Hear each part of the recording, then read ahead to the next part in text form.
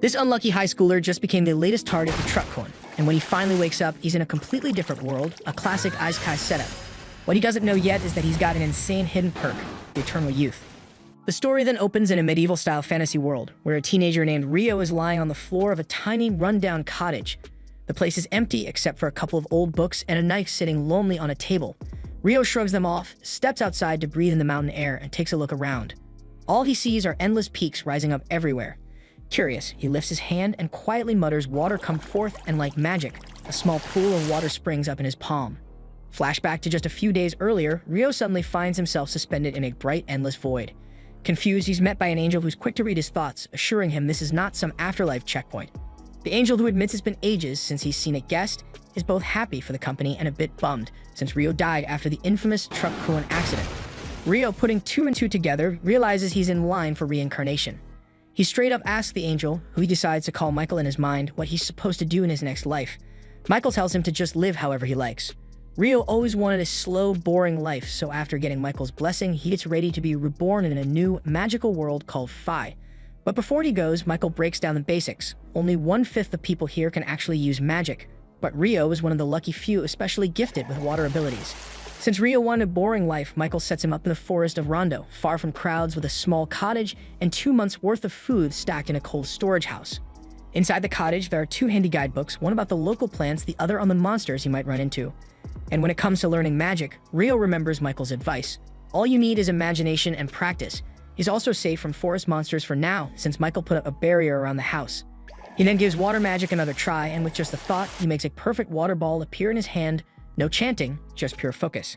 And honestly, it's a pretty sweet setup for someone who just wanted to take it easy in another world. With a quick flick of his magic, Rio then plugs up the bathtub with water. Honestly, it's a bit gross if you think about it, because the water technically comes straight from inside him. And to make things worse, it's freezing cold. Now he's got a new problem: how to heat it up.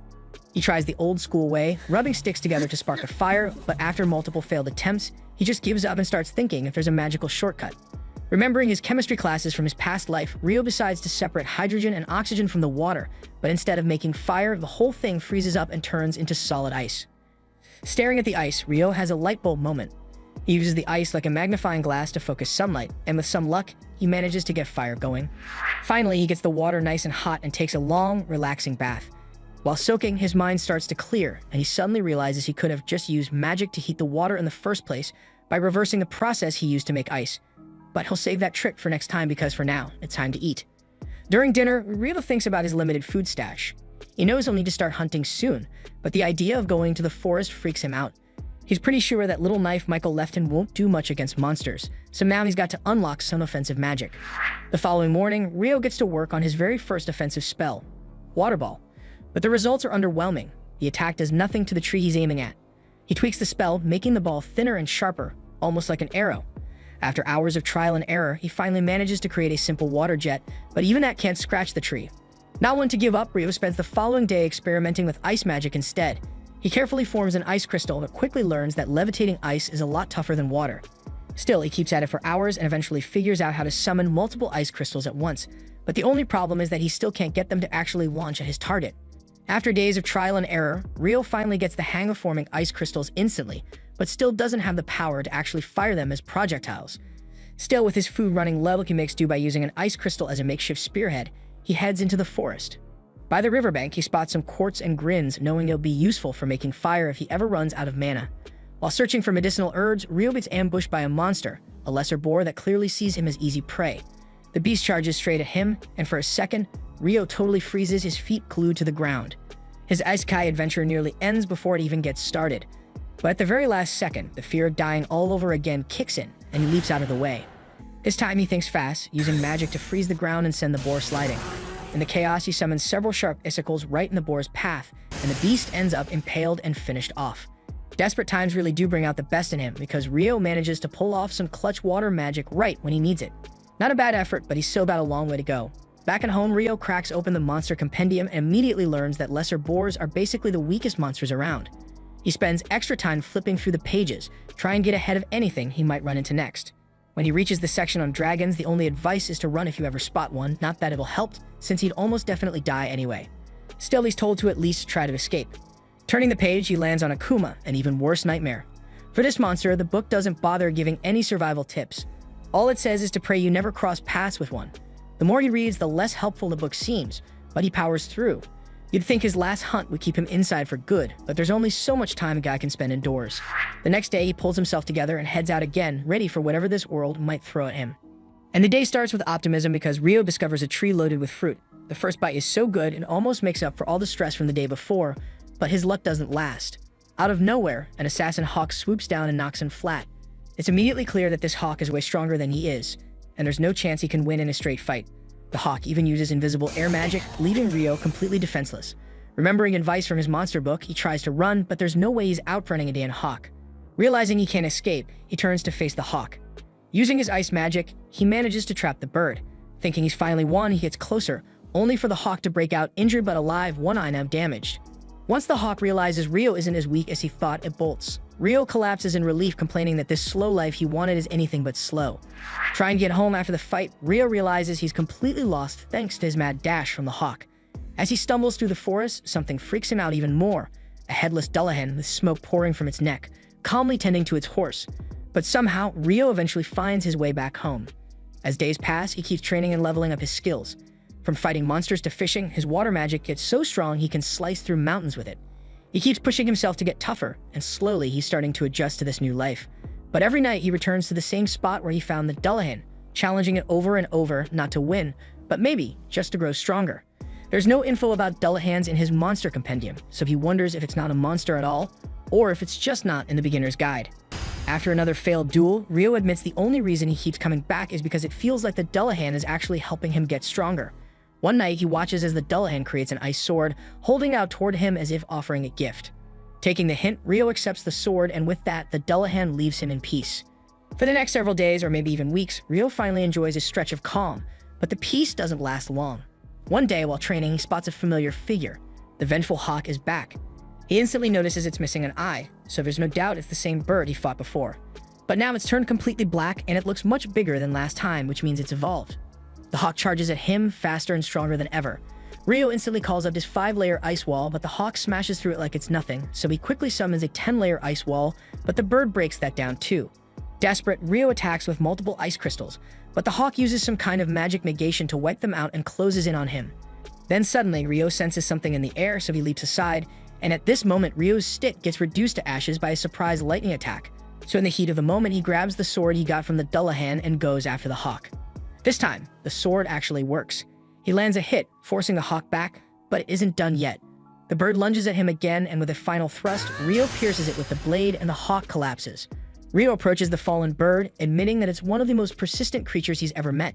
He realizes that the hawk evolved just for this rematch, and as a sign of respect, he lets it die by his hand. Removing the sword, he watches as the hawk finally passes away. Rio continues his journey, completely unaware that a dragon is nearby. Suddenly, a dragon appears and starts speaking to him, and Rio is stunned that he can understand a dragon's voice. The dragon, glad to have his telepathy working again, asks Rio if he's seen an evolved hawk. Rio explains he just killed one. The dragon is surprised that a human could defeat it, so Rio shows him the sword. Instantly, the dragon recognizes it as the sword of the Fairy King and asks what Rio did to deserve it, but Rio has no idea. With the dragon's curiosity satisfied, Rio takes his turn asking questions. The two chat until late before the dragon announces he needs to leave. But before parting ways, Rio introduces himself and the dragon shares his name, Lewin. Things are actually going pretty well for Rio in this new world, so well that the angel who reincarnated him checks his heavenly records again and realizes he missed something huge. Rio has a secret ability that the angel never noticed before, the power of eternal youth. Meanwhile, down by the riverbank, we see a mysterious boy with red hair lying in the sand next to a wrecked boat. Later, Rio suddenly gets an intense craving for seafood, so he casually strolls down to the beach. But the moment he arrives, his eyes widen in shock at the massive shipwreck sprawled out before him. He rushes forward, quickly noticing a man lying next to the busted-up vessel. Rio kneels to check on him, only to find out the poor bastard's already kicked the bucket. But then he hears a faint groan nearby, and excitement floods through him because this is the first living human he's encountered since arriving in this world. The survivor named Abel recalls fragmented memories of a massive octopus-like monster attacking his ship during a violent storm, causing him to plunge into the sea. But when Abel wakes up, he's surprised as hell to find himself chilling in some stranger's house. Confused but grateful he's alive, he quickly bolts upright, panicking as he searches for other survivors. When Abel staggers outside, he's even more confused, realizing he has absolutely no clue where the hell he is. Just then, Rio appears quietly behind him, startling Abel because despite being a seasoned warrior, he couldn't sense Rio's presence at all, and he is also equally stunned by Rio's bizarre fashion sense, though he decides to politely avoid mentioning it for now. Instead, he introduces himself properly and thanks Rio for saving him. Rio awkwardly replies that Abel was the only guy still breathing and the rest were already fish food when he got there. Abel quickly assures him not to stress about it, casually revealing those guys were just sketchy smugglers anyway, but before he can say more, his stomach interrupts him with a loud growl. Laughing awkwardly, Rio suggests they continue the chat over some food. Abel follows him inside, but nosy-ass Abel immediately brings up Rio's bizarre clothing. Rio explains that he simply has no other clothing and lacks materials to craft new ones. So Abel casually advises him to just buy some, but immediately feels awkward, thinking Rio might be too poor to afford new clothes. But Rio quickly eases Abel's guilt trip by explaining he's literally the only human living in this godforsaken place, so there's nobody to sell him clothes anyway. Abel then gets curious, asking if Rio hunts to get his grub. Rio casually nods yes, and Abel curiously asks if he uses that dinky little knife he's got. With a smirk, Rio demonstrates his impressive water magic, mentioning that magic is his primary method for hunting. Abel is astonished, revealing that only about half the world's population can use magic, and he himself unfortunately belongs to the half that can't. This surprises Rio because the angel had told him that just 20% of people possess magical abilities. Afterward, Abel requests that Rio take him down to the shore as there's something important he needs to verify. On their way down to the beach, Abel suddenly tries to act all heroic, telling Rio to stay behind him if they encounter any danger. Rio calmly replies that it's not necessary, but Abel insists, clearly not wanting to feel like some helpless damsel in distress. Rio allows him to do as he wishes, and soon they reach the wrecked ship, but all the bodies have mysteriously vanished. Abel figures either the monsters or the sea already took care of them, then awkwardly thanks Rio again, knowing his ass would have met the same fate without him. Abel grumbles a bit, mentioning that he couldn't find whatever the hell he was looking for and says that right now his priority is meeting back up with his crew. Problem is, the storm knocked his ship far south to God knows where, leaving him completely unsure about which way to go next. Then Abel suddenly perks up, turning to Rio and casually asking if he'd like to tag along. Rio is surprised by this sudden invitation, and Abel quickly explains that he could use Rio's help to find his way back, and in return, Abel could hook Rio up with a decent job in the city, one where he might not have to dress like Mockley anymore. After thinking it through, Rio eventually agrees to guide Abel back. Later that evening, Rio stands quietly looking at the garden he's painstakingly grown, feeling a strange pang of sadness at the thought of leaving all his hard work behind. That night, he tells Abel he's heading out to say goodbye to someone important. Abel raises an eyebrow, obviously curious who the hell Rio could be meeting in the middle of nowhere, but decides not to pry, probably sensing it's none of his damn business. Afterward, Rio walks over to the lake to find the Headless Knight, standing by the quiet waters. He announces he's leaving the forest for a long time. He thanks the knight for all the training, then dramatically whips out his knife, promising to go all out one last time. Without a word, obviously since the dude has no head, the knight draws his sword, ready to throw down. Rio charges in hard, delivering blow after blow like he's in the final scene of some epic anime fight, driving the knight backward relentlessly. Eventually, Rio exhausts himself, panting heavily as the knight silently retreats into the lake again. Catching his breath, Rio offers one final heartfelt thank you, but of course the knight keeps silent. Just as Rio's about to leave, the knight unexpectedly turns around and magically summons a badass armored suit straight out of the water, apparently his parting gift. Rio gets embarrassingly sentimental at the gesture, choking out another thank you before heading back home. The following day, Rio and Abel gear up to set out on their journey. As they get ready, Rio finds himself surprisingly nostalgic about leaving the isolated place he's called home for so long. Soon after, they encounter a wild boar in the forest, and Abel quickly asks Rio to leave it to him. He rushes toward the boar with his sword drawn, swiftly unleashing a combat skill that instantly turns the poor animal into a shish kebab. Amazed, Rio asks what exactly combat skills are, and Abel explains that they're special techniques used by those who fight using weapons. That night, they camp inside a large hollow tree, and the next morning they continue their journey through the forest. As they approach a swamp, they spot several lizardmen roaming around.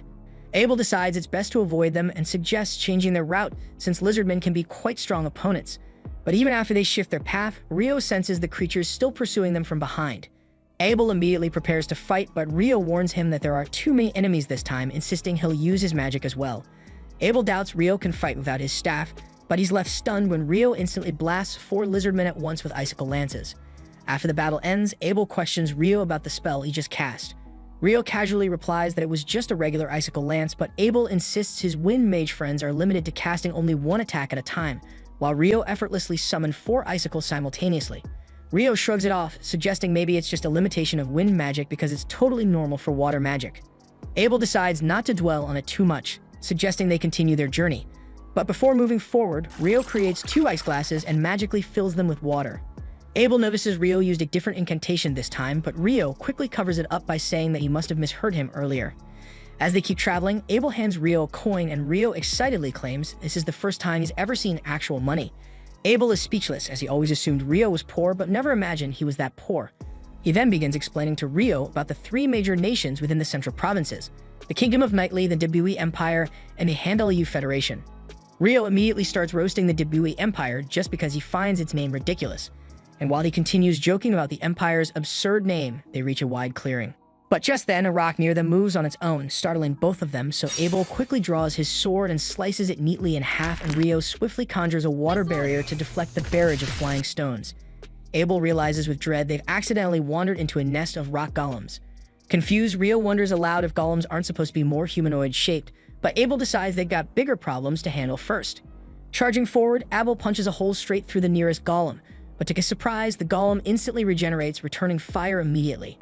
Abel swiftly retreats, grimacing, and warns Rio that conventional attacks won't do much against these things. However, Rio suddenly gets a clever idea. Summoning a massive block of ice midair, he casually drops it right on top of the golems, crushing them flat. Abel's jaw nearly hits the ground in shock, having never witnessed such a ridiculously effective spell before. Rio, thoroughly pleased with himself, repeats the ice block maneuver a few more times, effortlessly clearing out the rest of the golems. After the dust settles, they find one particularly special rock golem embedded with a large magic stone, and Abel excitedly notes that such a stone would fetch a great price. Rio wistfully says he'd love to grab the magic stones from the other golems too, but sighs dramatically, admitting he's either too lazy or honestly too clueless to melt all the ice again. Continuing their journey, they soon stumble upon an enormous crocodile hippo creature sprawled out before them. Abel gasps in awe, calling it a behemoth, a ridiculously rare and powerful monster he's only heard legends about. Rio eagerly asks if they should hunt it, but Abel quickly shakes his head, insisting they don't stand a chance. Just then, a group of wyverns swoop down from above, capturing Rio's attention immediately. He's excited to witness an epic monster showdown. Moments later, the wyverns waste no time launching magical rocks at the behemoth, but the beast simply roars defiantly, canceling out their magic and sending the wyverns tumbling to the ground. Impressed, Rio casually tells Abel that the massive creature likely has some sort of magic cancellation skill. Later that night, over dinner, Abel curiously asks Rio about the magic cancellation skill, since he'd only heard of certain dungeon traps having such a powerful ability. Rio's eyes sparkle at the mention of dungeons, excitedly demanding to know more. Abel casually mentions there's a dungeon in the city of Loon exactly where they're heading. Rio dramatically loses it, annoyed that Abel didn't bother mentioning something so crucial earlier, and playfully interrogates him about any other secrets he might be hiding. Abel awkwardly asks if Rio at least knows about dwarves and elves, but Rio urges him to fill in the details anyway. After a few days, they finally reach a sprawling mountain range, and Rio confidently says they'll find some human settlement just beyond those mountains. Abel raises an eyebrow skeptically, asking how Rio can be so damn sure. Rio briefly considers telling Abel about that dragon he casually chatted with, who conveniently spilled all the secrets of this world, but decides against it, and he settles instead on dramatically replying that it's knowledge beyond human comprehension. Just as Abel's about to call him out on his cryptic nonsense, they suddenly hear a strange noise nearby. Instantly, they both tense up, weapons at the ready. Seconds later, a massive monster, a freaking griffin, soars down from the sky straight toward them, prompting both boys to freak out spectacularly. Abel immediately goes into full panic mode, his mind racing with ways they're about to become bird food, but Rio swiftly saves their skins by tossing a hefty chunk of meat high into the air. Abel quickly copies him, hurling another chunk skyward, so the griffin eagerly snatches both pieces mid-flight and casually flies away, clearly uninterested in human-flavored snacks. After a tense pause, they both exhale deeply, relieved that they're not dinner tonight, and they admit shakily that picking a fight with something like that would have ended terribly. As they continue onward, Abel starts rambling about how nobody's even seen a behemoth or a griffin in over a century, suggesting the tall mountains might have kept these powerful creatures from reaching populated areas. That reminds Rio that the wyverns they saw earlier came from the north, meaning their nest must be nearby. As usual, Rio's instincts are spot on, as they soon stumble upon a small group of wyverns munching on some unfortunate monster. Rio eagerly suggests fighting them, but Abel quickly shuts him down, warning him that it typically takes at least 20 experienced adventurers to handle creatures as tough as wyverns. Rio shrugs calmly, reminding Abel they'll inevitably have to face strong monsters eventually. Then with a mischievous smile, Rio asks if pinning them to the ground would make things easier for Abel. Abel cautiously agrees, saying if they're grounded, he can handle one or two up close. Without hesitation, Rio dramatically steps forward, loudly chanting a deliberately exaggerated fake spell before casually summoning 4 icicles that stab through the wyvern's wings, pinning them in place. Abel doesn't waste the opportunity and swiftly leaps forward, ending their misery.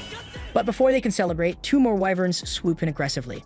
This time, Rio instantly summons more icicles, but without bothering with any flashy chanting. Abel notices immediately, casting a suspicious glance at Rio, but decides to save the questions for later.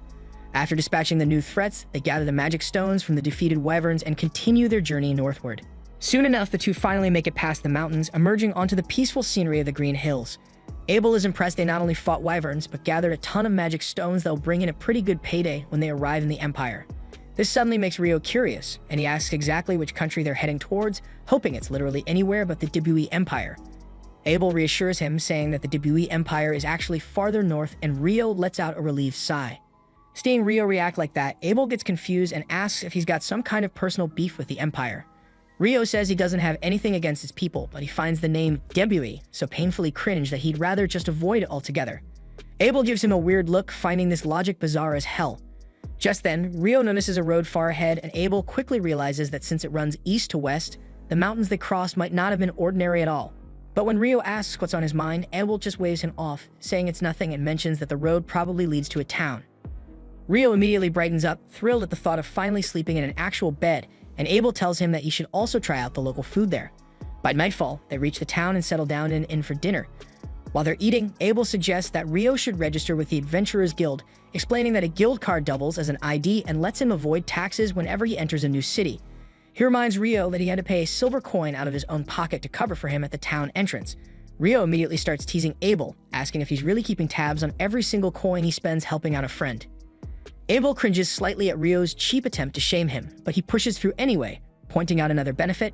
If Rio joins the Adventurers Guild, he can sell magic stones and monster materials directly to the guild at a great price. He further explains that only alchemists know how to use those materials effectively, and Rio is instantly interested, wanting to learn more. Before he can dive into 1,000 questions, though, their waitress arrives with dinner, and Rio's jaw drops when he sees a plate of curry. He struggles to comprehend how curry could possibly exist here already. After all, even in the most cliché Isekai anime, the main character usually has to travel far and wide, struggling desperately to recreate that perfect taste of home. Rio had kind of been looking forward to his own curry quest, but one bite proves that this curry is exactly like the one he enjoyed back in Japan. Completely overwhelmed by nostalgia and deliciousness, Rio polishes off the entire plate in seconds and immediately orders another round. The next morning, Rio is still hyped up about the curry he ate last night and playfully accuses Abel of keeping yet another juicy secret from him. Abel freaks out a little, confused about what secret Rio is talking about this time, but Rio just laughs it off, saying Abel needs to spill all the tea on any local dessert spots he might have overlooked. Abel quickly turns away, awkwardly admitting he's not into sweets, and Rio just stares after him, wondering why he's acting so weird. They hit the road again and eventually arrive at the town of Loon, a place surrounded by endless fields of wheat. At the town gate, they're greeted by Nimmer, one of the guards who's completely stunned when he recognizes Abel. Apparently, Abel had been reported missing several months ago, so Nimmer is overjoyed to see him back safe and sound, and he warmly thanks Rio for helping his buddy return home. Nimmer enthusiastically shakes Rio's hand and then catches up on old times with Abel. Once inside town, Abel suggests they head directly to the Adventurers Guild, explaining that if he's there to vouch for Rio, he can immediately skip from newbie F rank to D rank upon registration. Usually, newbies start at the bottom, but having someone ranked B or higher to back you up can speed up the process significantly. As soon as they enter the guild, everyone is shocked and thrilled to see Abel again. People crowd around him like he's some kind of hometown hero, and Rio watches happily, glad to see Abel has so many good friends here. Deciding to give Abel some space to enjoy his moment, Rio steps outside for some air. When he starts walking, Rio suddenly runs into an elf girl, and he's instantly charmed by her graceful features and pointy ears. Strangely, the elf girl is just as intrigued by Rio, staring at him in shock because of the unusual coat he's wearing. She quickly recognizes it as the Fairy King's own robe, mentioning that the Fairy King must really like Rio to have given him such a rare gift. Completely baffled by her words, Rio tries to figure out what's going on, but before he can ask any questions, the elf apologizes, saying she's in a hurry. She adds that she hopes they'll meet again soon, and then hurries off. Rio stands there completely bewildered, still trying to process what just happened, when Abel comes outside looking for him. Abel drags him back inside the guild, introducing Rio to all of his friends as the guy who saved his life. Everyone starts thanking Rio, showering him with praise and appreciation, and he decides that getting all this positive attention feels pretty damn good. Thereafter, Abel takes Rio straight up to the reception desk, confidently telling the receptionist that he wants Rio to be registered as a D-rank adventurer based on his recommendation. The receptionist is visibly stunned, pointing out that Abel and his team have never endorsed anyone before, Abel simply smiles, explaining that Rio is an exceptional case. The receptionist politely insists that Rio still needs to pass a strength evaluation before officially ranking up, so Abel asks to speak directly with Guildmaster Hugh about it. She tells them to wait for a bit, and shortly afterward, Hugh bursts into the room dramatically, overjoyed after hearing Abel is back. Abel introduces Rio to the Guildmaster, requesting that Rio be given the rank-up test. Hugh mentions they'll need proof of Rio's strength for that, and Abel casually replies that Rio is even stronger than himself, leaving the Guildmaster in total disbelief. Abel quickly backs up his claim by pulling out all the magic stones they gathered from the wyverns, and Hugh instantly freaks out. He exclaims that the sheer quantity of stones indicates they've taken down enough wyverns to threaten an entire country. Abel calmly reassures him that there's no danger of an attack since they hunted the wyverns south of the Malefic Mountains. Curious, Rio wonders if the name Malefic Mountains has some special meaning, prompting Hugh to explain that no one in recorded history has safely crossed them. Hugh emphasizes that the mountains are so notoriously dangerous even elite adventurers wouldn't risk exploring there without an extremely important damn reason. He's astonished that Rio and Abel are now the first to accomplish such an impossible accomplishment, immediately agreeing to promote Rio without further testing. Suddenly, Abel's party members burst into the room, overcome with emotion after thinking they'd never see Abel alive again. Seeing this heartfelt reunion, Hugh decides it's best to give them some space and offers to guide Rio outside to finalize his registration. As Rio turns to leave, Abel quickly calls out, asking him to wait at the reception desk once he's done, mentioning he wants to show Rio someplace special. Thereafter, Hugh leads Rio towards his office, explaining that Abel's group, known as the Crimson Sword, is among the strongest and most respected adventurer parties in town. Rio doesn't find that surprising at all, though he's still unsure if he truly deserves the jump straight to D rank. Seeing this, Hugh reassures him by saying that while Abel is indeed strong, defeating even a single wyvern alone is beyond his abilities, which makes it clear to him that Rio played a major role in taking down the wyverns. Just then, the receptionist walks into the office carrying the equipment needed for Rio's formal registration. Hugh excuses himself immediately, saying he has piles of paperwork waiting, leaving Rio in her hands. The receptionist cheerfully introduces herself as Mina, then begins asking Rio the standard registration questions. She explains that he can use the guild lodgings for up to 300 days from registration, after which he'll have to find a place of his own. Next, she tells him about a dungeon exploration training course the guild offers to new adventurers. Rio immediately expresses his interest in joining the course, and Nina tells him to come to the meeting hall 2 days from now at precisely 9 a.m. And Rio is momentarily stunned that this world even has clocks. Afterwards, Nina moves on to complete the actual registration. She instructs Rio to place his hand on the crystal device on the table. When he does, the device scans and transfers his biometrics onto a metallic plate resting atop it, turning it into his official guild card. Nina congratulates Rio, formally welcoming him as a registered adventurer, and then both of them step outside the office. Not long afterward, Abel takes Rio out to explore the town, mentioning that he'd like to buy him some new clothes and a staff as payment for escorting him safely to his hometown. Rio happily accepts the clothes, but questions why he would need a staff. Abel points out that magicians always use staves to cast spells, but Rio casually tells him he can use magic perfectly fine without one. He also explains that whenever he fights up close, he prefers using a sword anyway, so a staff would be pretty pointless for him. Abel is caught off guard by this, and he's even more shocked when Rio casually reveals the small knife he carries around actually serves as his sword. Setting all that aside, Rio mentions that more than equipment, what he really needs right now is some solid information about how things work in this world. Shortly after that, Rio learns that this world uses the exact same measurement of time as Earth, hours, days, weeks, months, and even the metric system. It now clicks in his mind that someone from Earth must have landed here a long time ago and influenced the way things operate, explaining all the familiar stuff he's come across. Right then, Abel returns from the store after paying for all the stuff Rio picked out, cheerfully informing him that the best part of the day is still ahead. Abel then guides Rio to a large inn where all his friends from the guild are gathered, throwing a lively celebration for Abel's safe return. They party until late, leaving Rio exhausted, so that by the next morning, Nina has to drag him out of bed to show him his lodgings. She brings him to a room where 2 other fresh adventurers are already settling in. The blonde guy introduces himself as Ito, and the brown-haired guy as Nils. Both greet Rio warmly, and once Nina leaves, Nils immediately starts gushing about how much he likes her and how cute she is. Ito quickly shuts him down, reminding him that Nina is way out of his league. Ito then casually chats with Rio, giving him a quick rundown on life at the guild dorms. Moments later, Nina returns again, this time bringing along another nervous-looking newbie named Ammon. Curious about his youthful appearance, the others ask his age. Ammon shyly reveals he just turned 16, but with both parents recently deceased, he's decided to earn a living as an adventurer. Nina gently asks them to make Ammon feel welcome, then reminds Rio and Ammon to join her at the meeting hall the next morning for their dungeon exploration training. At the same time, Abel excitedly recounts to his party all the incredible things he saw Rio do, using magic effortlessly without his staff, skewering wyverns with icicles, and even crushing rock golems with gigantic ice blocks. Lin, the skeptical member of the group, dismisses Abel's stories as impossible, arguing that magic simply doesn't work that way due to limitations like range and distance, but Abel firmly insists that everything he said was true. But then another party member named Rhea comments thoughtfully that there's only one mage who has ever been rumored to wield magic of such scale, and he is the legendary Inferno magician. But since nobody has actually witnessed his insane magic firsthand, his feats remain nothing more than rumors. This leads to a brief moment of worry. If Rio really is that powerful, what would happen if he turns against them, or worse, sides with the Debui Empire? But Abel confidently reassures them that the Debui Empire won't be an issue, given how passionately Rio dislikes its shit name. Meanwhile, at the lodging, Rio is cracking jokes and laughing along with his roommates, amazed at how drastically different his life has suddenly become.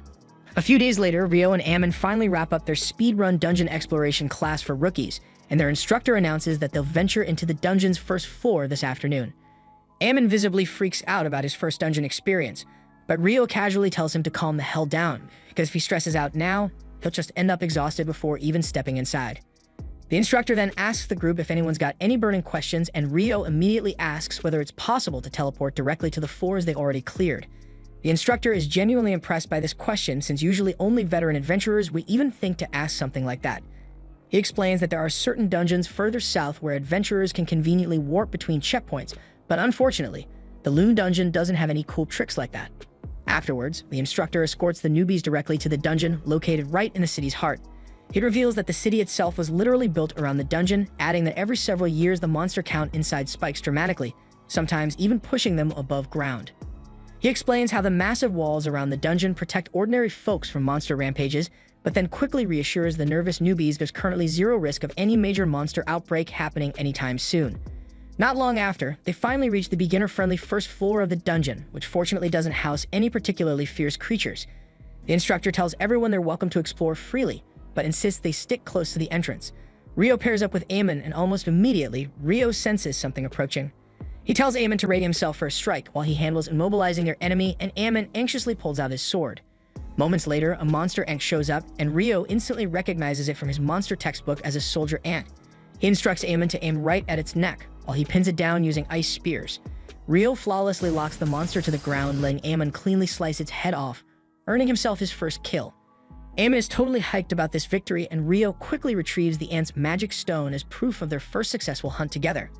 Later that evening, they're eating dinner alongside their roommates, who insist on celebrating their first successful dungeon raid. The roommates are genuinely impressed that the pair managed to defeat a soldier ant on their first trip, but Ammon modestly insists he only finished off the ant after Rio had it firmly restrained. He excitedly mentions that he can't wait to return to the dungeon tomorrow, although he's admittedly nervous about trying to go solo. Rio volunteers to tag along, since he's also eager to explore the dungeon to the third floor, because he finds it suspicious as hell that they encounter a stronger monster from a deeper level wandering around on the first floor after all the instructor made that sound unusual. Ito chimes in, mentioning he's heard recent rumors of soldier ants appearing even up near the first and second floors, and none of the boys can figure out why the heck that's happening. At that moment, Abel walks in casually and explains it's because soldier ants can tunnel their way upward. Mills and Ito absolutely lose their shit when they realize the town's most badass adventurer just showed up in front of them.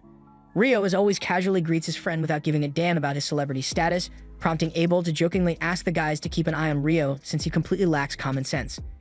Nils immediately jumps up, saluting Abel excitedly and declaring that he's his biggest fan. He passionately announces his dream of becoming a legendary adventurer, just like Abel one day, asking eagerly if he could shake his golden hand. Abel happily grants him the handshake, gently advising Nils to chase his dream, but never forget that survival always comes first. Rio then bluntly asks Abel what he's doing hanging around here this late, and Abel replies that he just returned from his latest mission. Before he can say anything else, Abel's party suddenly storms in. The girls are clearly pissed that Abel came here instead of heading straight to the guildmaster for a mission report. Abel quickly tries explaining he was merely helping out some newbie adventurers who needed his advice, but Lynn isn't having any of it and immediately tells Warren to haul him away. Warren lifts Abel onto his back effortlessly as Abel starts whining like a toddler. Meanwhile, Lynn suddenly stares daggers at Rio with obvious jealousy. Rio awkwardly asks her what the hell she wants, causing the priestess Ria to quickly snap Lynn out of her daze and apologize to Rio for their rude interruption. As the group leaves, Ito and Nils fanboy uncontrollably over them, but Rio genuinely can't comprehend what's so damn impressive about that crew of clowns. At the same time, Ria gently scolds Lynn for openly glaring at Rio, But Lim insists she was just curious because Abel keeps bragging non-stop about Rio's magic. Ria admits she's also curious to see Rio's true abilities, but Abel reassures them they'll get to witness it firsthand soon enough. The following day, Rio and Amon return to the dungeon, this time encountering a pack of monster dogs. Rio once again pins the beasts down effortlessly with his ice spears, while Amon impressively displays his sword skills by taking out a couple of the monsters himself. Afterwards, during a brief break, Rio comments that Amon's swordsmanship reminds him strangely of Abel's style. Amon clarifies that his sword instructor was some old geezer named Kiro, who learned swordsmanship from a prestigious academy back in the capital.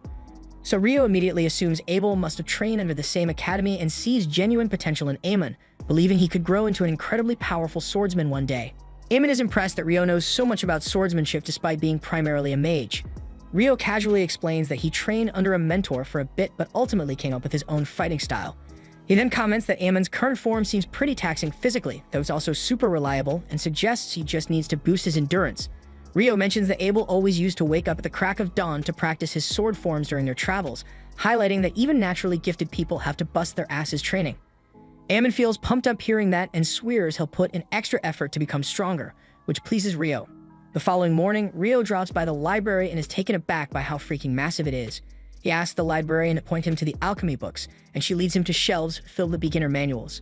The sheer number of choices overwhelms him, so Rio decides he needs some air to clear his mind.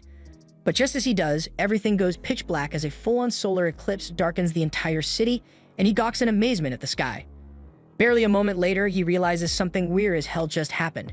Everyone around him is suddenly gone, leaving him totally alone in an eerie, unsettling atmosphere. Right then, he feels something dangerous coming at him from behind.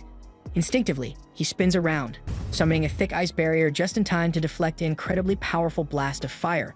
Shocked, he wonders who the hell just tried to roast his ass, and then spots a terrifyingly hot demon lady strolling towards him like she steps straight out of a Hollywood action movie. She smirks, amused to find a random human trapped in her domain, clearly looking forward to messing him up. Rio instantly recognizes that he's dealing with an actual demon now, and he's absolutely certain she's by far the strongest opponent he's encountered since arriving in this world. He considers fleeing for a second, but realizes there's no freaking way he'll escape from this bizarre dimension no matter how hard he tries. Gritting his teeth, he decides his only option is to fight. Without hesitation, he summons a bunch of ice barriers around himself just before the demon woman unleashes another hellish wave of flames. His shields manage to hold back the intense blaze, but the demon suddenly switches tactics, firing an invisible bullet of wind that effortlessly punches through Rio's ice walls, only to bounce harmlessly off his robe. The hot demon can't believe her eyes, baffled at how some human-made robe could stop her attack. But on a closer look, she realizes Rio's cloak is actually the Fairy King's robe. Acknowledging he must be a mage of significant skill and power to possess such rare gear and survive her attacks, she decides she'll simply cut him down the old-fashioned way with her sword rather than relying on magic. Rio also summons his ice blade to meet the demon's strike head-on, immediately shifting into a defensive stance as the fierce woman relentlessly pushes him back. She's incredibly quick, forcing him into a desperate dodge as a lethal slash narrowly misses his face. Seeing his chance, he retaliates by launching a storm of frozen spears at her, but the demon easily dances around every projectile, failing to notice the solar eclipse slowly fading away as she screws around enjoying herself. At the same time, Rio figures out she's boosting her speed using wind magic, and right then she lunges straight at him for a decisive blow. Rio blocks her strikes surprisingly easily, because while she's speedy, her swordsmanship doesn't even come close to the hellish training sessions he endured under that headless knight. The demon pauses in shock, genuinely impressed, and demands to know who the hell he is to possess not only the Fairy King's cloak, but also his blade. Frustrated, she conjures a blazing fireball to incinerate him, but Rio effortlessly cancels it out with a well-timed icicle spear. This royally pisses her off, and the demon decides to put an end to him fast, realizing he'll become a real threat if the fight drags out.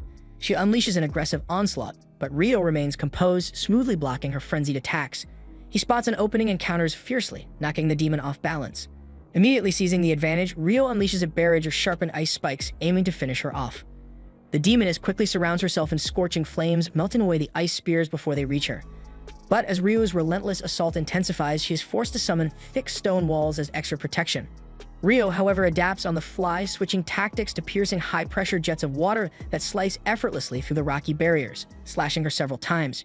She is stunned that his attacks could actually hurt her, but luckily Rio had been striking blindly due to the thick cloud of smoke obscuring his vision. Seizing his opportunity, Rio rushes in to deliver the killing blow, but the demon desperately leaps forward to intercept his strike.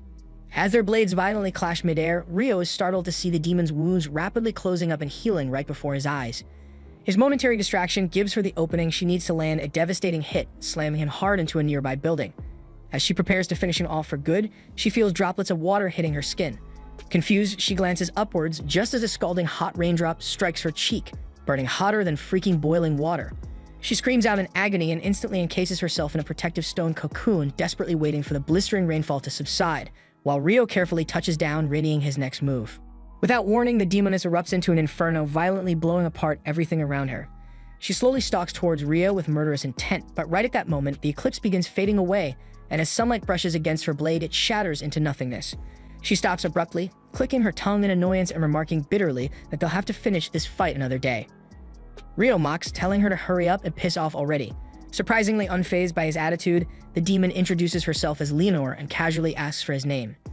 He reluctantly responds with Rio, though he makes it obvious he doesn't give a damn about exchanging any more pleasantries with a demon.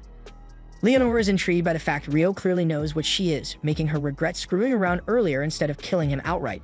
She tells him that someday they'll have their rematch, though it's possible another demon might cross his path first. She warns him not to die to some weakling, because when they meet again, she'll have grown far stronger, and next time she won't hesitate to finish his ass off.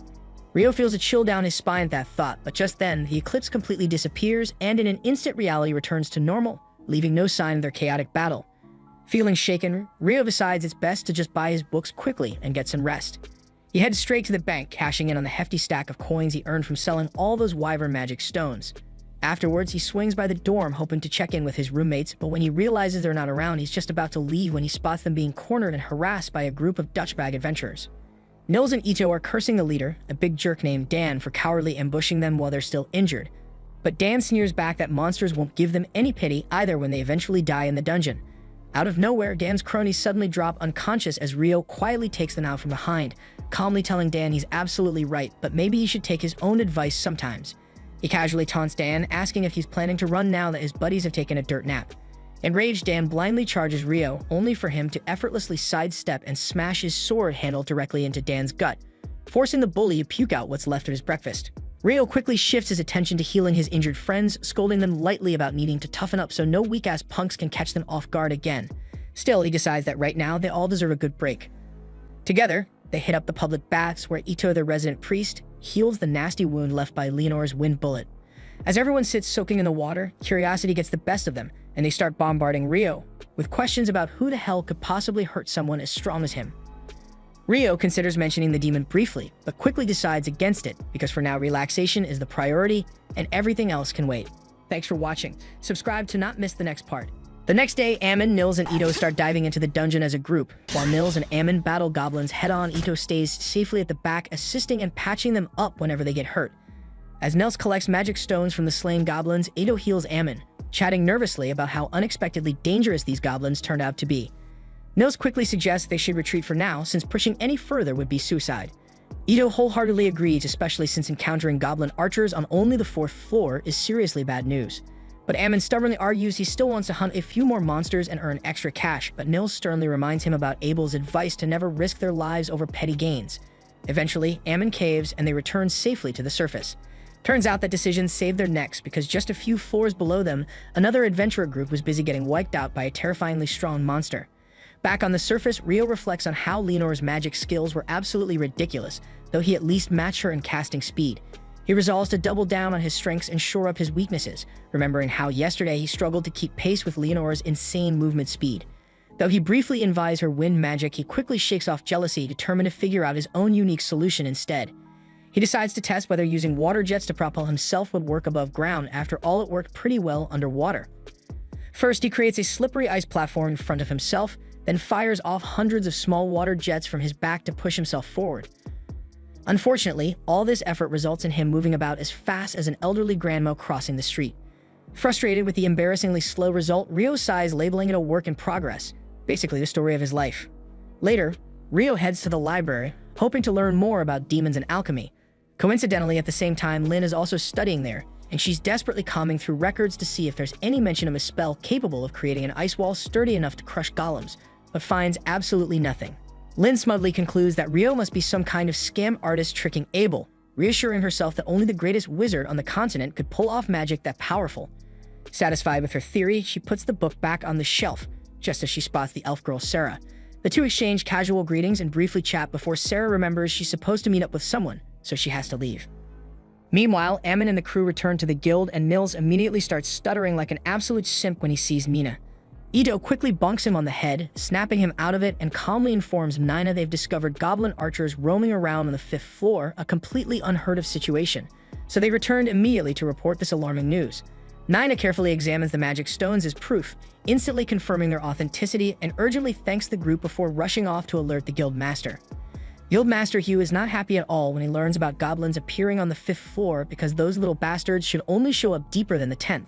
He grimly senses this could hint at something far worse brewing underground and instructs Nina to immediately summon every B rank or higher adventuring party available. Nina hesitantly informs him that right now only 2 top-level groups are still in town, Abel's Crimson Sword and the White Brigade. Soon after, Abel and his teammates make their way to Hugh's office, with Abel visibly irritated at the prospect of working alongside the White Brigade, mostly because he can't stand their leader. The girls in his party bluntly tell him to stop whining like a little wimp, and Abel grudgingly pulls himself together before entering. Unfortunately, the leader of the White Brigade, Phelps, is already inside waiting, and Abel struggles immensely not to show his annoyance. Once everyone takes their seats, Hugh explains the serious situation. Goblins have been found on the 5th floor, and their report is completely reliable. Both Crimson Sword and White Brigade must immediately enter the dungeon and thoroughly investigate for any further signs of a potential monster outbreak.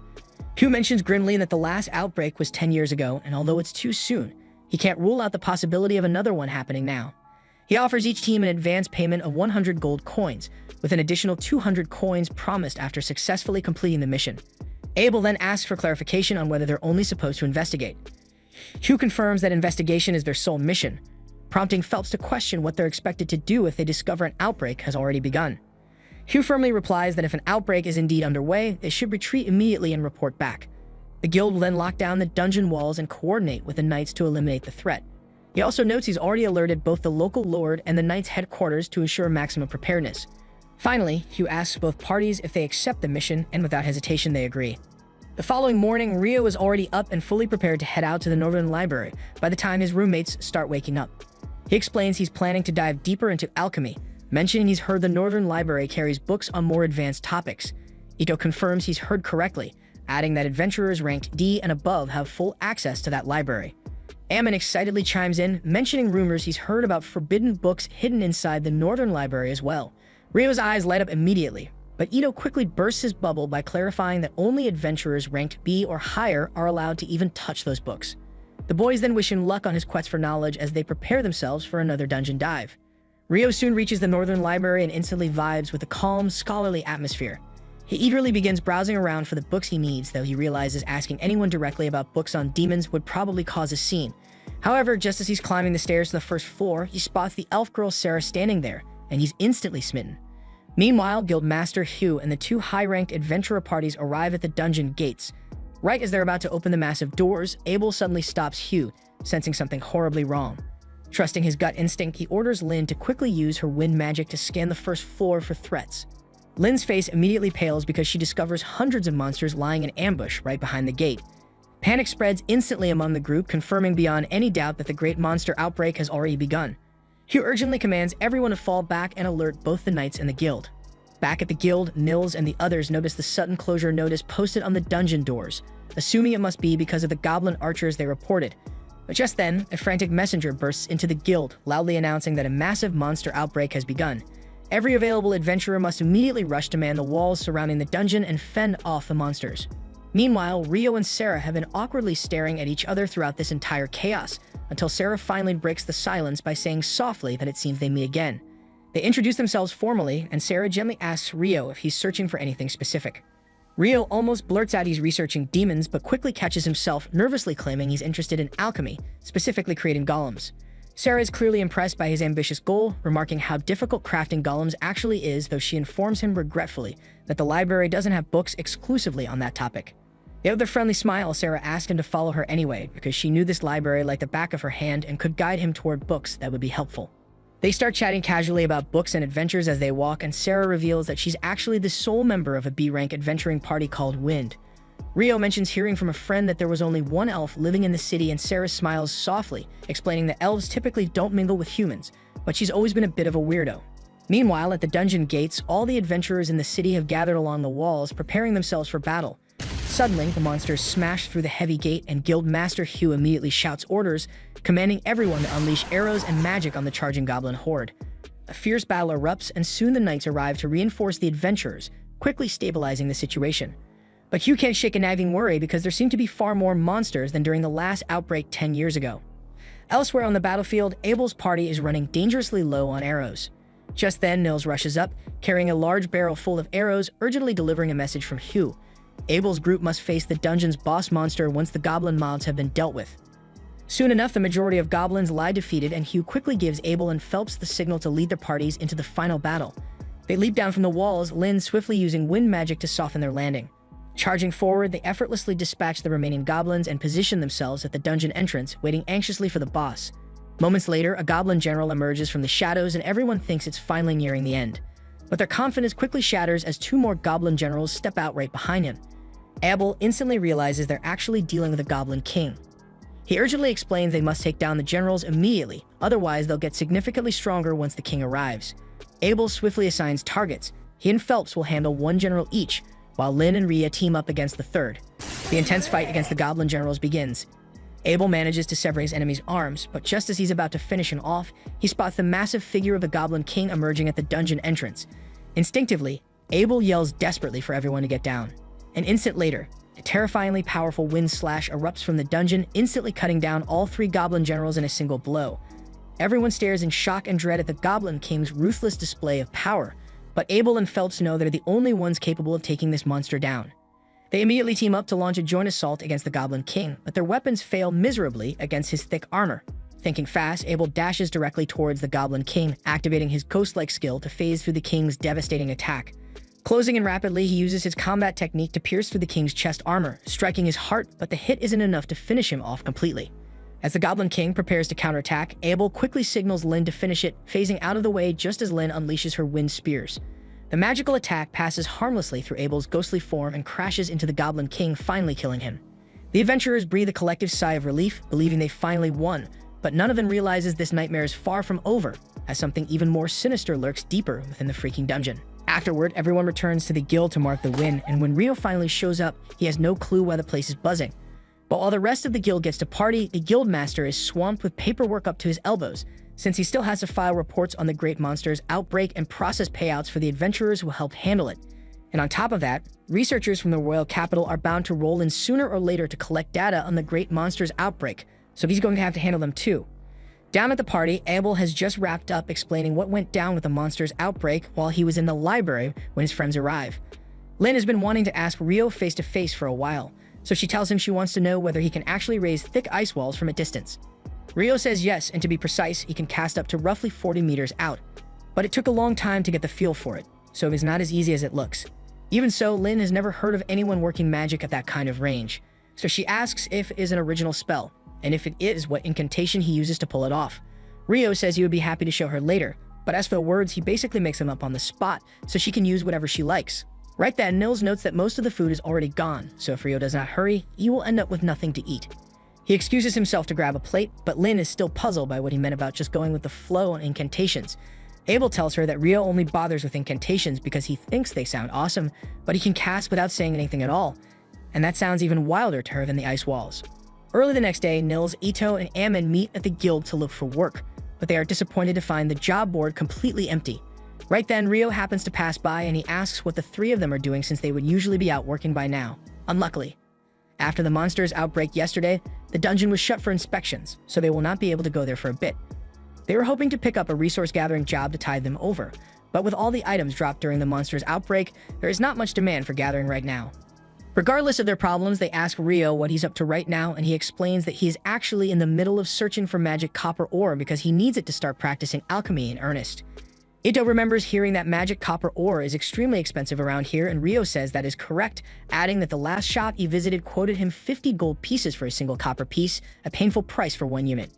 The cost does not matter much to Rio since he is loaded, and he also wants to throw some steady work to his friends, so he asks if they would be willing to gather magic copper ore for him. He adds that he will pay each of them 4 gold coins, whether they find any or not, and if they do bring some back, he will buy it for 25 gold coins. All three are shocked, since that is more money than they have ever earned in their lives, yet Ito still asks if Rio is really fine paying that much, just to be sure. Rio explains that if they end up finding the copper, his total outlay is only 37 gold, which is far cheaper than the 50 gold he would spend in town, so the arrangement is a solid bargain for him as well. Once they confirm that Rio is completely serious about the offer, the three of them hurry off to begin their search right away, but after they leave, Rio hears a sharp ruckus outside the building, so he heads over to take a look.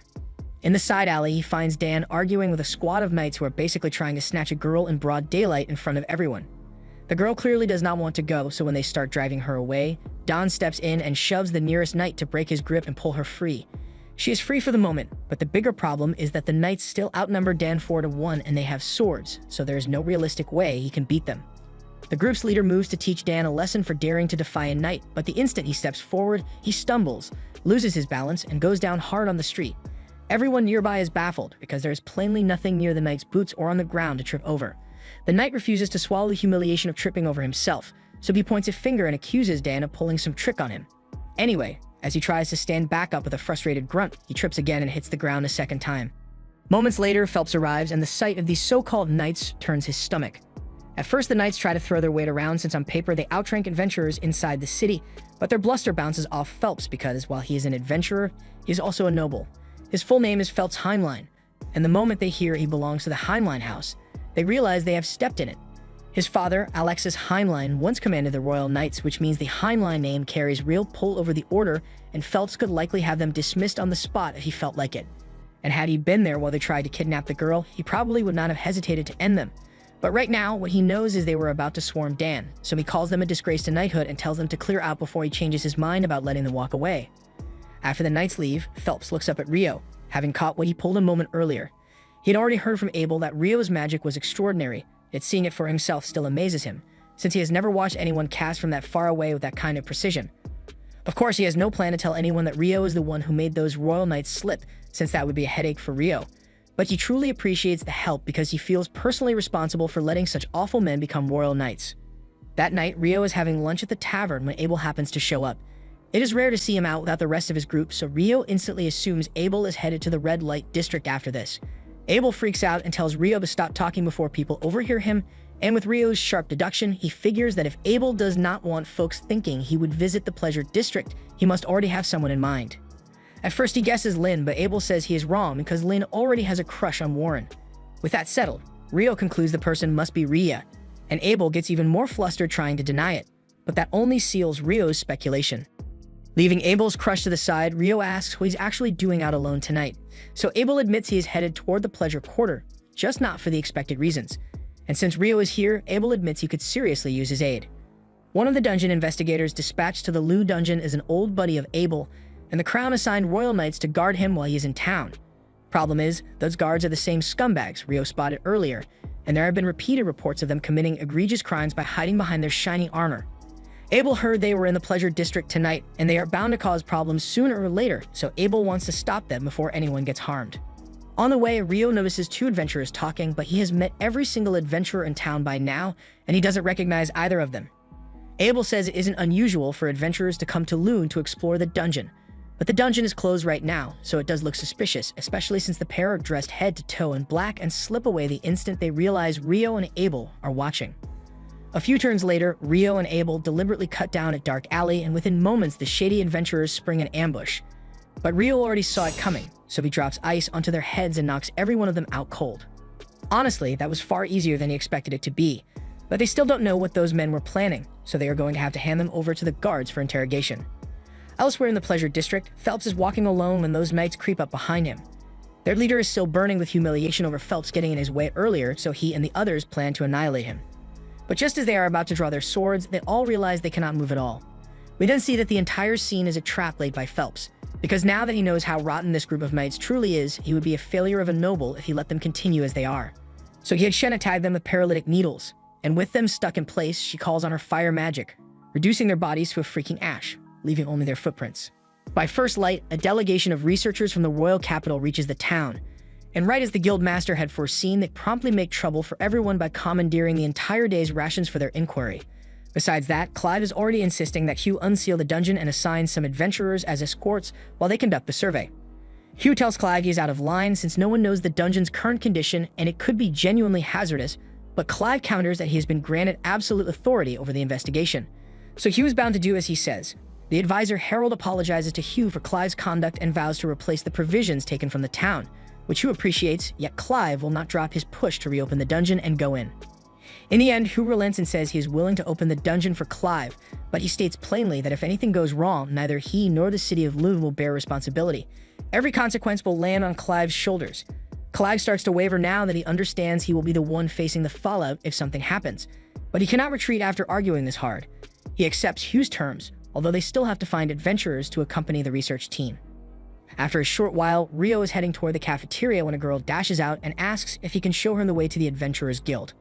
Rio was on his way to eat, but since she badly needed his help, he walked her over to the guild. The girl's name is Natalie Schwarzkopf, and she is here to deliver a letter requesting Abel's party to defend the investigation team inside the dungeon. Rio is taken aback to learn that a team is going down there when the dungeon is closed, but Abel is sure someone leaned on Hugh to force a reopening. The reason it was closed in the first place goes back decades, when after a monster's outbreak, an A-rank party was sent to investigate and never returned. Even their leader, practically S-rank, vanished without a trace, and if whatever lurks below can erase an S-rank, the guild refused to gamble, so from then on it became policy to seal a dungeon whenever a monster outbreak happened. Riedel finds the tale fascinating, but his stomach is growling, so he says he needs to head out now.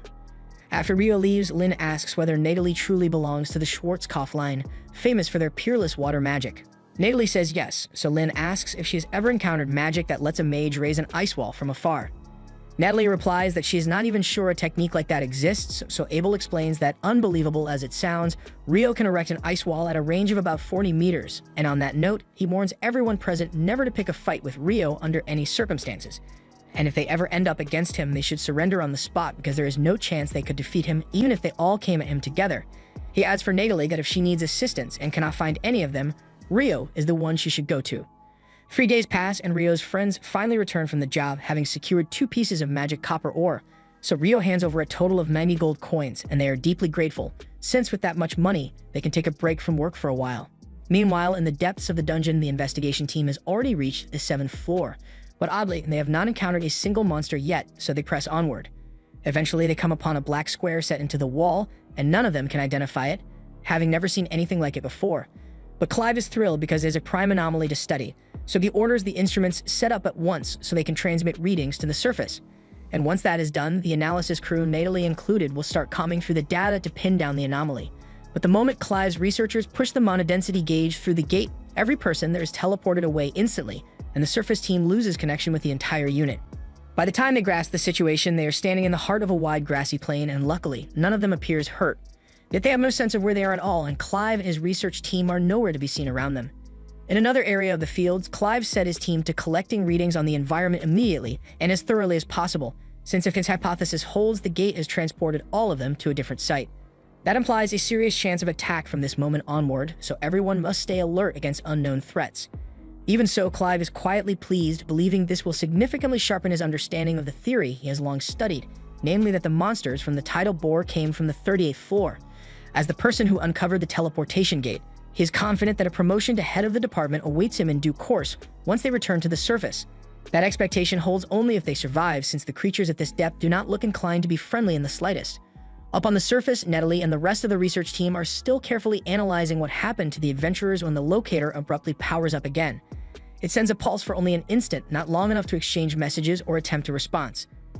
From the brief data burst, it appears the expedition team has somehow landed on the 40th floor of the dungeon against all expectations. That result makes no sense, since by all accounts, a moment earlier, they were on the 10th floor. At that moment, a man named Christopher steps into the tent and introduces himself as a researcher from the College of Magic, who has joined this investigation in person to assist. He recognizes that he and Natalie's team are nominal competitors, but he says he must learn whether anything unusual has occurred in the dungeon, and he asks them, despite that, to share whatever they know if possible. Natalie and the others hesitate to disclose information that's sensitive, so Christopher explains that not long ago he was entering the dungeon with the adventurers assigned to the second research expedition. Yet, as he reached the threshold, everyone ahead of him disappeared in an instant, which is why he is determined to learn what became of them. Christopher's account finally confirms what everyone feared. The group of adventurers trapped in the depths of the dungeon didn't vanish by accident. They were warped through some kind of teleportation, which explains why they were suddenly stranded on the 40th level. But that doesn't exactly make things any less terrifying. Up until now, the deepest any explorer has gone was the 38th floor, and even that was considered nearly suicidal for most B-class squads. expecting C and D rank teams to survive past that is a damn death sentence. Thankfully, Abel's crew was among the first dispatched in the initial wave. That gives them a fighting chance and hopefully enough firepower to keep the others safe, for a while at least. But if a plan to get them out doesn't come together soon, things are going to spiral fast. When Natalie gets word that Abel's whole squad is stuck down there, she immediately recalls what he warned her about before entering the dungeon. Without hesitating, she bolts to the library in hopes of tracking down Rio for backup. At the guild headquarters, trouble's already boiling over. Nana storms into Hugh's office and reports a serious development. The investigative team that was dispatched vanished the moment they entered the site. No signals, no updates, just complete silence. Dean Christopher is calling for Hugh to come immediately so they can assess the situation. Hugh jumps from his seat without a second thought, telling Nina he's heading out right away. But before leaving, he orders her to keep everything under wraps. The last thing they need is the rest of the adventurers finding out and losing their heads. Meanwhile, deep inside the library, Rio is busy navigating shelves of dusty tomes, but he's honestly not getting far. He has no clue where the relevant materials are, and without someone to guide him, he's pretty much lost. He silently wishes Sarah was around because she'd definitely know where to start. Lucky for him, she's actually just a few steps away in the next aisle. Rio perks up immediately and walks over to her, explaining that he's trying to dig up info on eclipses and tidal surges, but has no idea where to find the right archives. Sarah flashes a smile and offers help without hesitation because she knows exactly where those records are kept. Sarah personally suspects a strong correlation between the tidal bore and eclipse events. She remembers that just 2 days before the most recent surge, an eclipse darkened the skies, and historically, that same sequence has happened more times than she can count. Still, Sarah didn't come to that conclusion overnight because it took her ages of digging through old references to piece the pattern together. So naturally, she's curious why Rio is suddenly so fixated on the subject. But Rio can't exactly come out and say he clashed with a demon during the last eclipse in the middle of town. So instead, he smoothly pivots the conversation and asks if she happens to know what causes a magic stone's color to shift. Sarah clearly picks up on the dodge, but chooses not to press him. For now, she simply explains that the color of a monster's core reflects its lifespan. The longer it's lived, the darker the hue. Rio had already learned that somewhere along the way, which only deepens his fascination with the tidal bore. According to the documentation, all the monsters that emerged during the event left behind completely transparent stones. Most believe the creatures surge upward from the lower dungeon levels, but those clear stones suggest they weren't seasoned beasts. They were freshly born. And what shocks him most is that even older tidal bore accounts describe the exact same thing, crystal clear stones every time, and Rio hadn't expected that kind of consistency in such aged reports. Sarah casually mentions that the records aren't exactly in great condition. Most are stored on fragile parchment, which is probably why no one else even knows they exist. But she does, and if Rio's interested, she's more than willing to show him where they're kept. Elsewhere, the research team caught in the teleportation trap still hasn't managed to pinpoint where the hell they are. Given how they got here, some are starting to wonder if they're even inside the dungeon anymore. Harold checks in with the engineers, asking if they've managed to reactivate any of their equipment. They tell him the transmitter is finally online, meaning the surface crew should now be able to track their signal. That gives the group a spark of hope because maybe someone's on their way, but Harold doesn't seem convinced. When Abel questions him, Harold admits something feels wrong. It's the air has a weight to it, like being wrapped inside a sanctuary square incantation. That spell was designed as the ultimate defensive enchantment, completely nullifying all magical and physical attacks. If this place shares that same energy signature, then it might mean they're sealed inside an enormous magical barrier, cut off from the rest of the world. The weight of the situation is finally sinking in for Abel, and he quickly tells Lynn to deploy her detection magic to scan the surrounding area. Without delay, Lynn activates her wing-based probing spell, and the results come in fast. There's a large cluster of living beings roughly 500 meters away. Based on the readings, it's about 100 humans, but there are also a dozen unfamiliar life signatures mixed in. And whatever they are, they don't match anything she's ever sensed before. It's suspicious as hell, but it's the only lead they've got, so the team immediately starts moving toward the source. Back above ground, Hugh receives the latest update, and it's worse than he feared because the investigation squad wasn't just delayed or lost. They were forcibly warped down to the 40th floor, and Hugh can barely process how disastrous this is. Even if he rallied every capable fighter in the entire city, there's no way they'd be able to break through to that depth. Worse yet, no one has a damn clue what triggered the teleportation in the first place. That's why Christopher firmly advises against any rescue attempt. It's just too dangerous right now, and all they can do is wait and hope their team isn't wiped out. Unfortunately, hope isn't worth much at the moment because Clive's unit is under brutal assault. Fiery blasts are raining down on the researchers, and while a few skilled mages manage to throw up protective barriers in time, a lot of their comrades aren't so lucky because some are hit directly, others caught in the crossfire. Clive is still reeling, trying to piece together how things spiraled into chaos this fast. But there's one detail he can't ignore. These attackers resemble the demons he once saw depicted in ancient grimoires. And if those writings were even half right about their strength, then they're in serious trouble. Then a handful of adventurers make a desperate push forward, hoping to flank the creatures, but the attempt ends in horror. They're shredded within seconds, and any survivors are engulfed in flame before they can even react. Soon, Abel's group finally reaches the battlefield, and what they see freezes them in their tracks because the place is an all-out slaughter. Ria's eyes then lock on the enemy forces, and she instantly identifies them for what they are: demons. She doesn't hesitate to speak up, warning the others that demons are not mere monsters. According to ancient lore, these beings are the sworn foes of deities and celestial beings alike, and if that lore is true, then bringing one down will be anything but easy. Everyone is asking themselves why demons of all things would appear in this kind of place, but Harold quickly shuts down the speculation. There's no time for questions because right now, their priority is pulling Clive's squad out alive. He barks out orders for all the mages to prepare a coordinated strike from both flanks. Just as Clive's exhausted unit is about to be crushed, a hailstorm of conjured spears rips through the three demons, pressing in on them. The spellcasters unleash everything that got fire, lightning, ice, wind. Every long-range incantation in their arsenal bombards the enemy. The sheer volume of attacks finally cracks through the demons' defenses, buying them a sliver of hope. But the battlefield is still crawling with enemies, so Harold immediately commands the casters to charge up another salvo. The demons retaliate with volleys of fireballs, but the adventurers were ready. Protective wards had already been raised. With their shields holding, the mages prepare to fire again without missing a beat. At the current tempo, Harold actually believes victory might be possible. But the problem is obvious. Mana reserves won't last forever. Once the spellcasters are drained, someone else will have to carry the fight. And Abel knows it too. So he unsheaths his blade, his eyes scanning the chaos until they lock onto a particularly intimidating figure among the enemy ranks. Without hesitation, he signals his squad to advance in a tight line behind Warren, who absorbs the brunt of the flames with his barrier as they dash forward. When they close the distance, Abel tears into the nearest demon, his sword flashing with precision, while Lynn and Rhea provide covering fire, their spells piercing through demonic flesh. The tactic works, and several of the fiends fall quickly, but the pace doesn't last. Lynn collapses, completely drained of energy, and Rhea's supply is almost spent as well, leaving Abel to face the monsters with nothing but his steel. 6 demons remain, and Rhea calls out a grim warning. The towering one ahead isn't ordinary. It's almost certainly a demon prince, the juvenile form of a future demon lord. According to every record, only a chosen hero has ever slain such a being. Not exactly reassuring, but Abel knows retreat isn't an option. Fear gnaws at him, but it isn't as paralyzing as when he once faced the Griffin, and that memory steals his resolve. So he charges and manages to cleave through 2 demons in a single stroke. But the victory is short-lived because the demon prince finally takes notice. Its eyes flare with murderous intent as it unleashes a concentrated blast of energy straight at Rhea and Lynn, forcing Warren to hurl himself in front to save them. But the blast knocks the 3 out. The battlefield is stripped down to just Abel and the demon prince, and for a fleeting moment, Abel convinces himself he might stand a chance in single combat. That fragile confidence shatters instantly when the demon prince vanishes in a blur and reappears right in front of him, knocking his blade aside with terrifying ease. Abel steadies his weapon and keeps his composure, but deep down he knows he's completely outclassed because his speed, strength, and skill don't even compare. Then out of nowhere, Clive hammers the demon prince from across the field with a heavy spell, but the attack barely singes the monster. And now the remaining demons redirect their fury toward Clive's unit. Their barriers crumble under the assault, leaving the researchers to be engulfed in fire. The longer this goes on, the more hopeless it looks, so Abel takes his last gamble. As the demon prince lunges, Abel activates his zero-turn technique. With a sharp twist, he deflects its blade and pivots instantly, aiming a deadly slash at its throat. But the prince anticipates the maneuver, sidesteps effortlessly, and hurls him aside like a rag doll.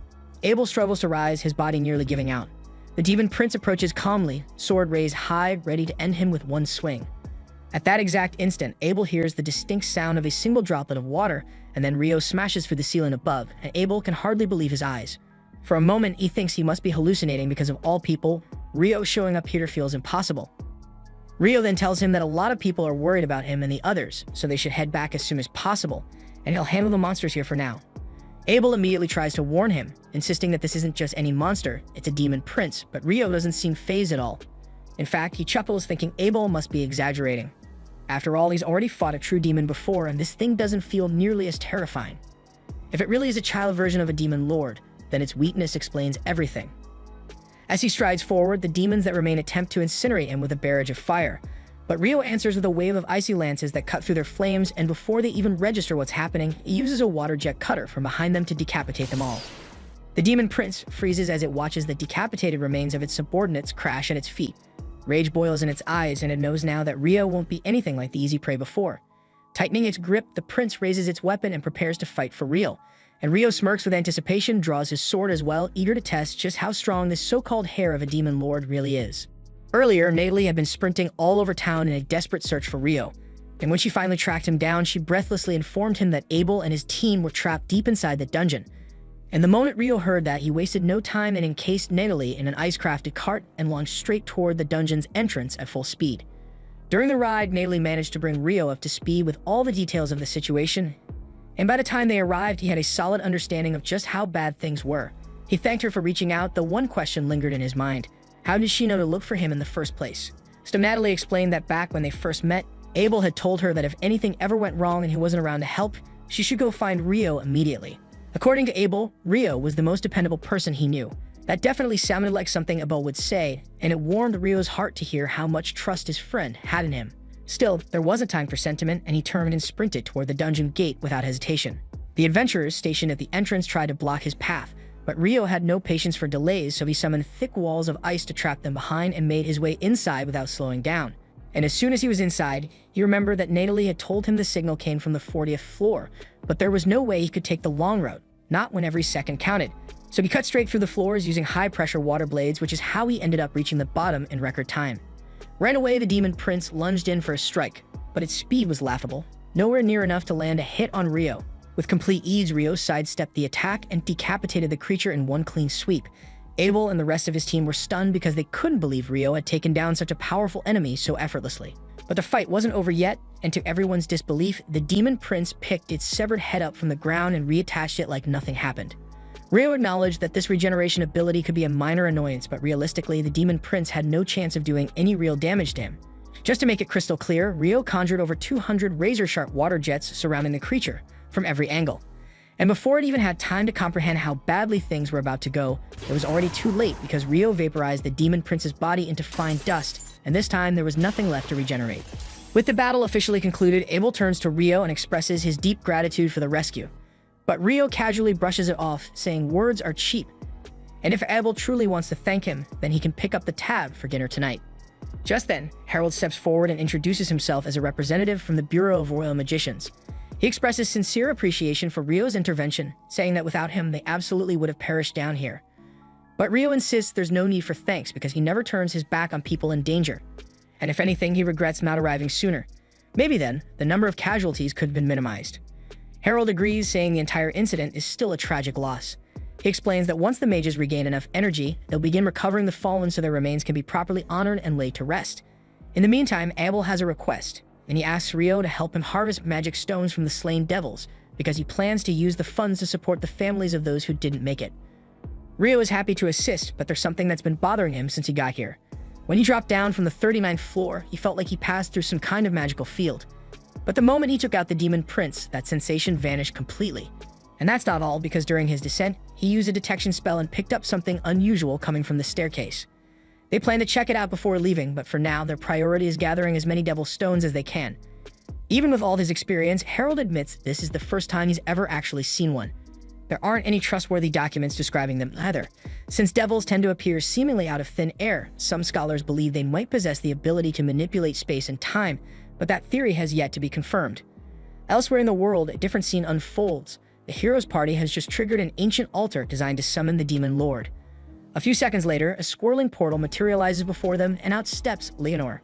The hero immediately assumes she's the demon lord and calls her that out loud, much to her confusion because last she checked, that wasn't her title. In reality, she just followed a strange energy signature she sensed and decided to check things out. But the moment she hears this guy is a hero, her mood shifts because if he really is a hero, then he must be strong. And if that's the case, then she's absolutely down for a fight. The hero then boldly raises his weapon, declaring with full confidence that today is the day he slays Leonor, and she perks up with excitement, clearly ready for a thrilling duel. But within moments, her anticipation is crushed because this guy is pathetically weak. She barely put any force behind her swing, yet her blade sliced straight through his chest, so the disappointment hits hard. She pulls her sword back and glances at the rest of the party who are frozen in place, visibly horrified and unsure of what to do. Leonor doesn't particularly get a thrill of killing people, so she flashes behind the party's mage and casually suggests they just call it quits and head home. If their so-called hero couldn't last a second against her, then none of them would fare any better. And by the way, they should probably tend to their wounded hero since she didn't hit any major organs, so if they act fast, he might still make it. Thankfully, the party chooses the smart option and immediately scrambles to stabilize their fallen comrade. And while they're busy treating his wounds, Leonor strolls over to inspect the altar. The fight was a total letdown, but she's at least intrigued by the magic gem they used to summon her. It radiates unusual energy, and she considers the trip worthwhile after all. And with a flick of her hand, she teleports the gem into her storage space. From the ground, the hero yells for the Demon Lord to stop, but Leonor is seriously getting tired of the title. She turns to face them and bluntly says she's not the Demon Lord. The entire group is stunned because if she's not the Demon Lord, then how the hell is she that powerful? Leonor doesn't really have a satisfying answer because from her perspective, they're just hilariously underpowered. Still, she gives them a sliver of credit because at their current level, they might be able to beat the real Demon Lord if they actually coordinated properly. But as for her, she's way beyond that weakling. The hero looks shaken because he can't process the idea that being stronger than the Demon Lord are out there, so he starts wondering how the hell a regular human like him is supposed to stand a chance against that shit. But Leonor assures him that it's not impossible because in fact she's fought a human once who matched for blow, and she thinks his name was Rio. That guy was incredible because fighting him had been a real blast. And if she had to assign a power level, she'd say Rio is about 10,000 times stronger than the hero currently is. With that parting thought, Leonor vanishes in a flash, leaving the hero's party to sit in stunned silence and carry on with whatever was left of their shit day. Meanwhile, back within the depths of the dungeon, Rio and the rest of the adventurers are making their way toward the staircase to begin their ascent to the surface. Once they reach the spot, Rio points out the oddity he mentioned earlier, Herald. It appears to be some sort of magical crystal, but Herald has never seen anything quite like it before and can't determine what it's meant to do. Curious, he decides to bring it topside for proper study and slips it into his storage pouch before they resume their trek upward. Eventually, the entire party safely emerges above ground and Hugh begins organizing treatment for the injured adventurers. Meanwhile, Netley reunites with Abel and the others to make sure they're all in one piece, and Abel personally thanks her for thinking fast, because if she hadn't gone looking for Rio, they wouldn't have stood a chance. Everything seems to be winding down smoothly now, and Hugh is clearly relieved that Abel's team made it out alive because if they had perished in the dungeon, the fallout would have been disastrous. That said, Hugh still has something he wants to bring up. He turns toward Rio and demands an explanation for why he barged past the gate guards and entered the dungeon despite knowing it was off limits. Rio honestly wasn't expecting Hugh to circle back to that, but he owns up to it and offers a genuine apology for violating protocol. Before Hugh can press the issue further, Harold steps in to defend him, urging Hugh to cut Rio some slack. After all, if Rio hadn't taken action when he did, none of them would be alive right now. Hugh is taken aback and asks Harold to elaborate, but Harold suggests they speak privately and invites Hugh to a nearby tent. Once they're alone, Harold explains everything that unfolded below, detailing the encounter with the devils and the appearance of the demon prince, and Hugh listens in stunned silence. The idea that devils are showing up at a time like this is unreal, and the fact that anyone survived is nearly impossible to believe. So he assumes Abel must have done something extraordinary to protect the group. Harold agrees that Abel fought bravely, but even he wasn't able to stand up to the demon prince. In fact, he was seconds away from being killed until Rio arrived just in time. Hugh was still trying to wrap his head around everything. He'd always known Rio was gifted, but he never imagined the kid was capable of facing down a demon prince on his own. But Harold quickly corrects him that facing isn't the right word because what Rio did wasn't a duel, it was a complete massacre. He annihilated the demon prince and its remaining minions in mere seconds, unleashing magic so overwhelming it bordered on horrifying.